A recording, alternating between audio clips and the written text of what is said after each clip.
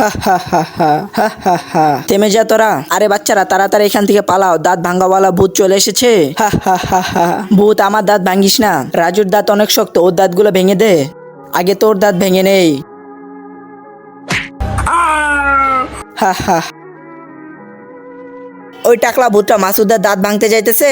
তার আগে বন্ধুরা, তোমরা যদি নবীজিকে ভালোবেসে থাকো ভিডিওটিতে একটি লাইক করে চ্যানেলটি সাবস্ক্রাইব করো এবং কমেন্টে আল্লাহর নামটি লিখে যাও। এখন আমি মোহিনীর দাঁত ভেঙে খেয়ে ফেলবো। আসু ভাই, আসু ভাই, আসু ভাই। টাকলা ভূতটা কৃষের রূপ নিয়ে নিছে, এখনো মোহিনীর দাঁত ভাঙতে যাইতেছে। কি? তাড়াতাড়ি সবাই গাড়িতে বসো। সালমান তাড়াতাড়ি গাড়ি টান, আমাদের ওর আগে পৌঁছাতে হবে ওখানে।